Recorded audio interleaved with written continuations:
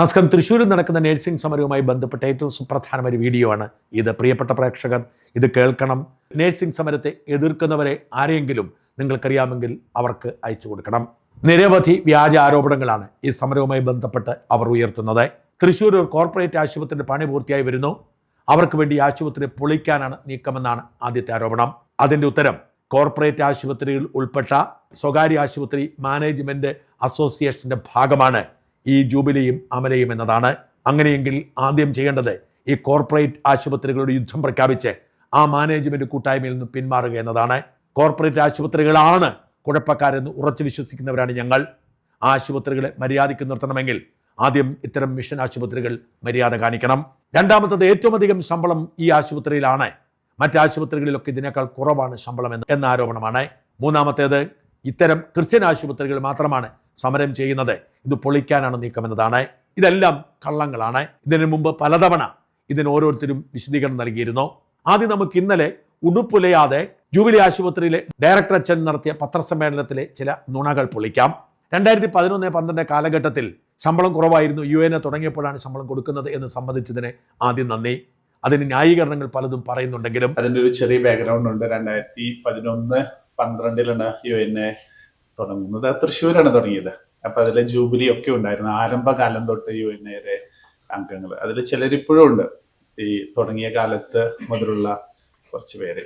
അന്ന് 11-12 സാലറി കുറവായിരുന്നു, പൊതുവെ ആശുപത്രി ചെലവുകളും കുറവായിരുന്നു, സാലറിയും കുറവായിരുന്നു.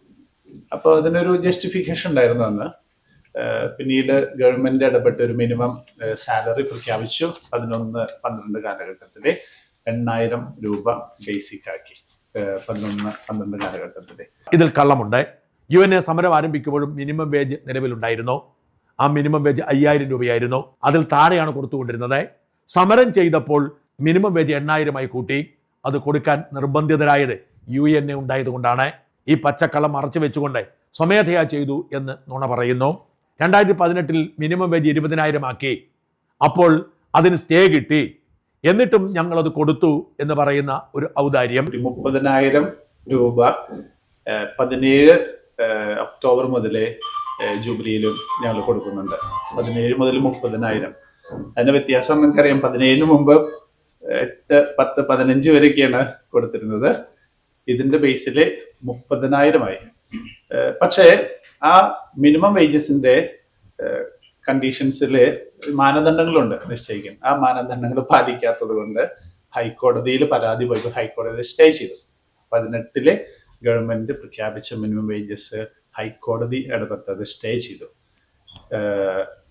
എന്നിരുന്നാലും ജൂബിലിയും അമലയൊക്കെ 18 ഗവൺമെന്റ് പ്രഖ്യാപിച്ച് ഹൈക്കോടതി സ്റ്റേ ചെയ്ത മിനിമം വേജസ് ജൂബിലിയിൽ കൊടുത്തുകൊണ്ടിരിക്കുന്നുണ്ട്. 17 ഒക്ടോബർ മുതൽ മുൻകാല പ്രാബല്യത്തോടു കൂടി. ഒബ്ലിഗേഷൻ ഉണ്ടായിരുന്നില്ല. കാരണം 18 അത് സ്റ്റേ ചെയ്തപ്പോൾ 13 വീണ്ടും നിലവിലുണ്ടായിരുന്നു. ഇന്നും ഒഫീഷ്യലായിട്ട് ചോദിച്ചാൽ 2013 മിനിമം വേജസ് നിലവിലുള്ളത്. അപ്പൊ 18 മുതൽ നമ്മള് ജൂബിലിയും അമലയും ഈ 18 പ്രഖ്യാപിച്ച മിനിമം വേജസ് കൊടുത്തുകൊണ്ടിരിക്കുന്നുണ്ട്. ഇതും പച്ചക്കള്ളമാണ്. 2018 മിനിമം വേജ് 20,000 രൂപ ആക്കിയത് 2017 മുതൽ UN നിരന്തരം സമരം ചെയ്തതുകൊണ്ടാണ്. ആ സമരത്തിന് മുൻപിൽ ആശുപത്രികൾ മുട്ടുമടക്കി ഇടക്കാലാശ്വാസം പ്രഖ്യാപിച്ചു. അല്ലെങ്കിൽ ആശുപത്രിക്ക് മുമ്പോട്ട് പോകാൻ കഴിയാത്ത സാഹചര്യമുണ്ടായി. തുടർന്നാണ് മിനിമം വേജ് പ്രഖ്യാപിക്കുന്നത്. അല്ലാതെ ഇവരുടെ ഔദാര്യമായിരുന്നില്ല. മാത്രമല്ല, ആ മിനിമം വേജ് സ്റ്റേ ചെയ്തു എന്ന് പറയുന്ന പച്ചക്കള്ളമാണ്. മിനിമം വേജിൽ ആനുകൂല്യങ്ങൾ ഉൾപ്പെടുത്തി, അതായത് മറ്റ് അലവൻസുകൾ അതിന് പുറത്തു വേണമെന്ന് ആവശ്യപ്പെട്ട് UN ഒരു കേസ് കൊടുക്കുന്നു. മിനിമം വേജ് റദ്ദാക്കണമെന്ന് ആവശ്യപ്പെട്ട് ആശുപത്രി മാനേജ്മെന്റ് കേസ് കൊടുക്കുന്നു.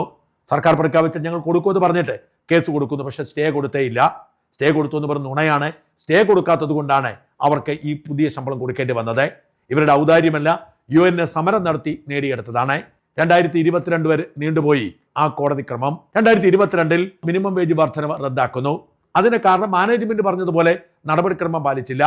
UN പറഞ്ഞതുപോലെ അലവൻസ് ഇതിൻ്റെ അകത്ത് ഉൾപ്പെടുത്തി. അതായത് അലവൻസ് പുറമെ വേണം.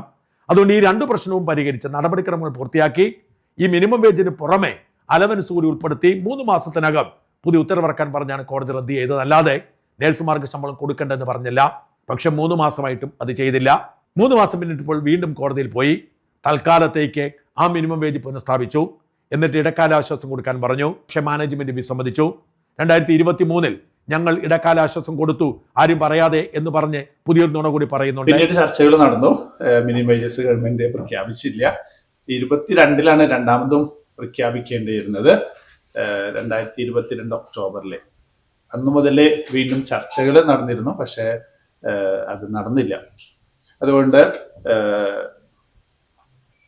ജൂബിലിയും അമലിയും മറ്റു കുറച്ച് സ്ഥാപനങ്ങളുണ്ട് ഒരു ഇന്ററിം റിലീഫ് കൊടുത്തു. കാരണം ഗവൺമെന്റ് മിനിമം വേജസ് നേരം വൈകും എന്നൊരു ഫീലിംഗ് വന്നിട്ടുള്ളത് കൊണ്ട് 2023 ഒരു ഇന്ററിം റിലീഫ് കൊടുത്തു. അതൊരു സീനിയോറിറ്റി അനുസരിച്ച് 8,000 വരെ കൂടുതൽ കൊടുത്തിരുന്നു. അതും ഒബ്ലിഗേറ്ററി ആയിരുന്നില്ല നമുക്ക്. പക്ഷെ നമ്മുടെ ജീവനക്കാരുടെ ജീവിത ചെലവുകൾ നോക്കിയിട്ട് ഇനി ഗവൺമെന്റ് വൈകിയാലും ബുദ്ധിമുട്ടിക്കരുത് എന്ന് വിചാരിച്ചിട്ട് 2023 മുതൽ നമ്മൾ മിനിമം ഒരു ഇന്ററിം റിലീഫ് കൊടുക്കുന്നുണ്ട്. എന്ന് പറഞ്ഞാല് 2023 മുതലേ നമ്മൾ കൊടുക്കുന്നത് ഉയർന്ന സാലറിയാണ്, നിലവിലുള്ളതിനേക്കാളും ഉയർന്ന സാലറിയാണ്. ഇത് രണ്ടും തെറ്റാണ്. UN സമരം ചെയ്ത് ഇടക്കാലാശ്വാസം മേടിച്ചെടുത്തതാണ്. ഈ പറയുന്ന മിനിമം വേജിന് മുകളിലേക്ക് ശമ്പളം വന്നത് ഈ മാനേജ്മെന്റുകളുടെ ഔദാര്യമല്ല, നേരെ മറിച്ച് UN സമരം ചെയ്ത് നേടിയെടുത്തതാണ്. 5 കൊല്ലം കൂടുമ്പോഴാണ് മിനിമം വേജ് കൂട്ടേണ്ടത് എന്നാണ് ഇവർ പറയുന്നത്. പിന്നീട് മിനിമം വേജസ് സാലറി നിശ്ചയിക്കേണ്ടത് എപ്പോഴും സ്റ്റേറ്റ് ഗവൺമെന്റാണ്. ഇതിന് 3 തലങ്ങളുണ്ട്. ഒന്ന് ഇന്ത്യൻ ലേബർ കോഡ് ഉണ്ട്. ഓൾ ഇന്ത്യ ബേസിൽ ഇന്ത്യൻ ലേബർ കോഡ് ഉണ്ട്. അത് ഇന്ത്യയിൽ അത് മുഴുവൻ ബാധകമാണ്. അതിന്റെ ബേസിലെ മിനിമം വേജസ് സ്റ്റേറ്റ് ഗവൺമെന്റ് നിശ്ചയിക്കണം. ഈ മിനിമം വേജസിന്റെ ബേസിൽ ഓരോ സ്ഥാപനങ്ങൾക്കും ഫെയർ വേജസ് തീരുമാനിക്കും. ഒരു 3 ലെവലുണ്ട്. അപ്പൊ അത് ക്ലിയർ പിക്ചർ ആവശ്യം. മിനിമം തീരുമാനിക്കേണ്ടത് ഗവൺമെന്റ് ആണ്. ഓരോ 5 വർഷം കൂടുമ്പോഴാണ് അത് വേണ്ടത്.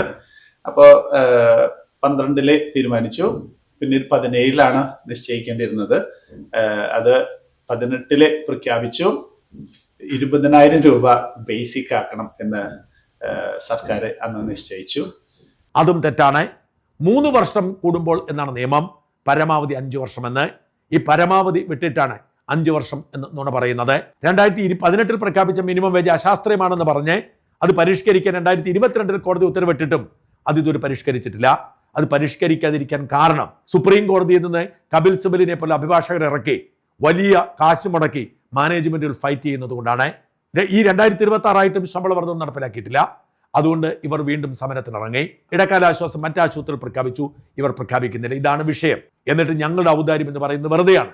മാത്രമല്ല ഇവർ കഴിഞ്ഞ ദിവസമൊക്കെ തറപ്പിച്ച് പറഞ്ഞത്, പത്രസമ്മേളനത്തിൽ ഇന്നലെ ആദ്യം പറഞ്ഞത് സർക്കാർ ഉത്തരവിറക്കട്ടെ, ഞങ്ങൾ നടപ്പിലാക്കിക്കൊള്ളാമെന്നാണ്. 40,000 മിനിമം വേണം എന്ന് പറഞ്ഞിട്ടാണ് ഇവര് സമരം തുടങ്ങിയത്. അപ്പൊ 40,000 മിനിമം വേജസ് തീരുമാനിക്കേണ്ടത് ആരാ? സ്റ്റേറ്റ് ഗവൺമെന്റാ. ഇവർ ഗവൺമെന്റിനോടാണ് പ്രഷറൈസ് ചെയ്യേണ്ടിയിരുന്നത്. അവിടെ ഒരു ദിവസം പോയിരുന്നു. മാർച്ച് ആരംഭത്തിൽ ഒരു ദിവസമാണ് സെക്രട്ടേറിയറ്റിന് മുമ്പിലേക്ക് ഇവര് പ്രതിഷേധ മാർച്ച് നടത്തിയിരുന്നത്. പിന്നീട് അത് സ്ഥാപനങ്ങളിലേക്കായി. ഭയങ്കര പ്രഷറൈസ് ചെയ്തിരുന്ന 40,000 മിനിമം തന്നെ ഒരു കരാറ് ഒപ്പിടും എന്ന് പറഞ്ഞ സ്ഥാപനങ്ങൾ കുറേയുണ്ട്. പക്ഷെ ഒപ്പിട്ട അല്ലെങ്കിൽ കരാറ് ഒപ്പിട്ട സ്ഥാപനങ്ങളില് ഞങ്ങൾ അറിഞ്ഞിടത്തോളം ഒന്നും ഒരു സ്ഥലത്തും 40,000 മിനിമം കൊടുക്കുന്നില്ല. അപ്പൊ നമ്മുടെ സ്റ്റാൻഡ് ഇത്രയും ഉണ്ടായിരുന്നല്ലോ. ഇപ്പൊ ഗവൺമെന്റ് പറഞ്ഞതിനേക്കാളും കൂടുതൽ നമ്മൾ കൊടുക്കുന്നുണ്ട്. ഇനി എത്രയും പെട്ടെന്ന് ഈ മിനിമം വേജസ് ഗവൺമെന്റ് പ്രഖ്യാപിക്കണം, നിയമമാക്കണം. അപ്പോൾ നമ്മളത് കൊടുക്കും. അല്ലാതെ ഓരോ സ്ഥാപനം കൂട്ടി കൊടുത്ത് അതിനൊരു അവസാനം ഉണ്ടാവുകയില്ല. ഇപ്പൊ കുറച്ച് കൂട്ടിയാൽ വീണ്ടും 6 മാസം കഴിഞ്ഞ് വീണ്ടും അനുസരിച്ചുണ്ട്. അപ്പൊ നമ്മൾക്ക് ഇപ്പൊ ഉള്ള ജൂബിലിയുടെ സ്റ്റാൻഡ്, അമലിയുടെ സ്റ്റാൻഡ്, മിനിമം വേജസ് ഗവൺമെന്റ് എത്രയും വേഗം നിയമമാക്കി പ്രഖ്യാപിക്കണം. അത് നമ്മൾ കീപ്പപ്പ് ചെയ്യും. പത്രസമ്മേളനം മുമ്പോട്ട് പോയപ്പോൾ വാക്ക് മാറി. നിയമമായിട്ട് നിലവിൽ വന്നാൽ ഞങ്ങൾ കീപ്പപ്പ് ചെയ്യും. അത്രയും കൊടുക്കും. V R obliged. ഗവൺമെന്റ് പറയും. അതെങ്ങനെ പറയുന്നു? ഒരു നിയമം പാസ്സാക്കി അതില് ഒരു ഉദാഹരണം പറഞ്ഞാല് 800 ബെഡും മുകളിലുള്ള ആശുപത്രികള്, ഒരു ഉദാഹരണം പറഞ്ഞാല് പ്ലസ് എല്ലാവരും കൊടുക്കുന്നതിലും പ്ലസ് 50% കൂടുതൽ കൊടുക്കണം എന്നൊരു നിയമമുണ്ട്. അത് ഇപ്പൊ UN പറയുന്നത് അവര് അംഗീകരിക്കുന്നില്ല. മന്ത്രിയും പറഞ്ഞിട്ടുണ്ട്. മുമ്പത്തെ മന്ത്രിയും വാക്ക് തന്നിരുന്നു 800 ബെഡിന്റെ നിയമം വരില്ല എന്ന് വാക്ക് തന്നിരുന്നു. ആ വാക്ക് തന്നിട്ടും ഡ്രാഫ്റ്റ് ഇറക്കിയപ്പോഴ് അതിൽ 800 ബെഡിന്റെ കയറി. അങ്ങനെ വന്ന് ഞങ്ങൾ ചലഞ്ച് ചെയ്യും. ഈ 800 ബെഡിന്റെ നിങ്ങൾ ഒന്ന് ലോകത്ത് ഒരു സ്ഥലത്തും ബെഡ് ബേസ്ഡ് മിനിമം വേജസ് ഇല്ല. ക്വാളിഫിക്കേഷൻ ഇയേഴ്സ് ഓഫ് എക്സ്പീരിയൻസ്, പിന്നെ പെർഫോമൻസ്. ഒരു മിനിറ്റ്. ഇങ്ങനത്തെ ഈ കണ്ടീഷൻസ് കയറി വന്ന് ഞങ്ങൾ ചലഞ്ച് ചെയ്യും. അതായത് സർക്കാർ ഉത്തരവിറക്കിയാൽ ഞങ്ങൾ നടപ്പിലാക്കുമെന്ന് പറഞ്ഞിട്ട് പിന്നെ പറഞ്ഞു നിയമമാകണമെന്ന്. നിയമം എന്താണ്? സർക്കാർ ഉത്തരവാണ് നിയമം, അല്ലാതെ അതിനുവേണ്ടി പ്രത്യേക നിയമം നിർമ്മിക്കാൻ പറ്റുമോ? ഞങ്ങൾ കോടതിയിൽ പോവില്ല എന്ന് ഉറപ്പ് പറയാൻ പറ്റില്ലെന്ന് പറയുന്നു. എന്ന് വെച്ചാൽ സർക്കാർ ഉത്തരവിറപ്പിക്കാൻ നടപ്പിലാക്കുമെന്ന് പറഞ്ഞവർ സർക്കാർ നടപടിയെടുക്കും എന്ന് കണ്ടതോടെ ചുവട് മാറ്റുകയാണ്, അതായത് അട്ടിമറിക്കുകയാണ്. ഇതാണ് ഇവരുടെ രീതി. ഇവർ സർക്കാർ പറയുന്നത് കേൾക്കില്ല, കോടതിയിൽ പോകും, ഇതെല്ലാം തടസ്സപ്പെടുത്തും, എന്നിട്ട് നുണ പറഞ്ഞുകൊണ്ടേയിരിക്കും. ഇവരൊക്കെ ഇത്രയും ശമ്പള വർധനവ് നടപ്പിലാക്കിയത് UN സമരം ചെയ്യുന്നത് കൊണ്ടും മുമ്പോട്ട് പോകാൻ നിവൃത്തിയില്ലാത്തത് കൊണ്ടുമാണ്. UN ഇല്ലാത്ത ആശുപത്രികളിൽ ഒന്നും തന്നെ ഈ ശമ്പള വർധനവ് നടപ്പിലാക്കിയിട്ടില്ല. അവിടെയാണ് ശ്രദ്ധിക്കേണ്ടത്. UN ഉള്ള ആശുപത്രിയിൽ മാത്രമേ ഉള്ളൂ. ഇപ്പോഴും UN ഇല്ലാത്തടത്ത് ശമ്പളം കുറവാണ്. UN ഉണ്ടെങ്കിൽ അവർ സമരം ചെയ്യും, ശമ്പളം വാങ്ങും. UN ഇല്ലാത്തടത്ത് ശമ്പളമില്ല. അതുകൊണ്ടാണ് അവർ UN പൊളിക്കാൻ ശ്രമിക്കുന്നത്. അതുകൊണ്ടാണ് അവർ നുണ പറയുന്നത്. ഒരു കാര്യം കൂടി പ്രത്യേകം ശ്രദ്ധിക്കണം. 800 ബെഡിൽ കൂടുതലുള്ള കേരളത്തിലെ 2 ആശുപത്രി ജൂബിലിയും അമലയുമാണ്. അവിടെ കൂടുതൽ മിനിമം വേജ് കൊടുക്കണം. 2013 ഈ ശമ്പള വർധനവിന് മാനദണ്ഡത്തെക്കുറിച്ച് ചർച്ച നടത്തിയപ്പോൾ UN പറഞ്ഞതാണ് ബെഡ് മാനദണ്ഡമാക്കരുത്, പകരം വരുമാന മാനദണ്ഡമാക്കണം. അപ്പോൾ ഈ ജൂബിലി അടക്കമുള്ളവർ പറ്റില്ല, ബെഡ് മാനദണ്ഡമാക്കണമെന്ന് പറഞ്ഞു. അതായത് ജൂബിലിയിൽ താരതമ്യേന ചികിത്സാ ചെലവ് കുറവാണ്. ആസ്റ്ററിലും ലേക്ക് ഷോറിലും ഒക്കെ ഫീസ് കൂടുതലാണ്. എന്നാൽ അവരെക്കാൾ കൂടുതൽ ശമ്പളം ഇവർ കൊടുക്കേണ്ടി വരുന്നത് ബെഡ് കൂടുതലുള്ളത് കൊണ്ടാണ്. അതുകൊണ്ടാണ് UN അന്ന് പറഞ്ഞത് ബെഡ് അല്ല മാനദണ്ഡമാക്കേണ്ടത് വരുമാനമാണെന്ന്. അന്ന് ഈ ജൂബിലി അടങ്ങുന്ന ആശുപത്രി മാനേജ്മെന്റുകൾക്ക് പേടിച്ചു. അവർ കരുതി ആശുപത്രി വരുമാനം സർക്കാർ അറിയാൻ പറ്റില്ല, അതുകൊണ്ട് അവർ സമ്മതിച്ചില്ല. ഇപ്പോൾ എന്നിട്ട് അവർ ന്യായം പറഞ്ഞു. ഇപ്പോഴും UN റെഡിയാണ്, ബെഡ് മാനദണ്ഡമാക്കണ്ട, വരുമാന മാനദണ്ഡമാക്കിയാൽ മതി. നിയമം പരിഷ്കരിക്കാൻ നിങ്ങൾ മുമ്പോട്ട് വരൂ, UN പിന്തുണയ്ക്കാം. വരുമാനമാണ് മാനദണ്ഡമാക്കേണ്ടത്, ബെഡ് അല്ല. ഈ വരുമാനം മാനദണ്ഡമാക്കിയാൽ പണി കിട്ടുന്ന കോർപ്പറേറ്റുകൾക്കാണ്. അങ്ങനെ ഒരു തീരുമാനത്തിലേക്ക് വരാൻ ഈ ജൂബിലിക്കും അമലയ്ക്കും കഴിയുന്നില്ല. UN പൂർണ്ണ പിന്തുണ വരുമാന മാനദണ്ഡമാക്കാനാണ്, ബെഡ് അല്ല, അത് അനീതിയാണ്. പക്ഷേ ഇപ്പോഴുള്ള മാനദണ്ഡം ബെഡാണ്. ബെഡ് അനുസരിച്ച് ഏറ്റവും കൂടുതൽ ശമ്പളം കൊടുക്കേണ്ടത് ജൂബിലിയും അമലയുമാണ്. ആസ്റ്ററൊക്കെ അത് കഴിഞ്ഞ് കൊടുത്താൽ മതി. ഇതൊക്കെയാണ് യാഥാർത്ഥ്യം. ഈ യാഥാർത്ഥ്യങ്ങൾ മറച്ചു വെച്ചുകൊണ്ട് നിങ്ങൾ UN-ക്കെതിരെ രംഗത്തിറങ്ങിയിട്ട് കാര്യമില്ല. ഇതൊക്കെ തിരിച്ചറിഞ്ഞാണ് മറ്റ് ആശുപത്രികൾ ഇടക്കാലാശ്വാസം കൊടുത്തത്. സർക്കാരിന്റെ നടപടിക്രമങ്ങൾ, സർക്കാരിന്റെ മിനിമം വേജ് പ്രഖ്യാപനം അത് നീണ്ടുപോവുകയാണ്.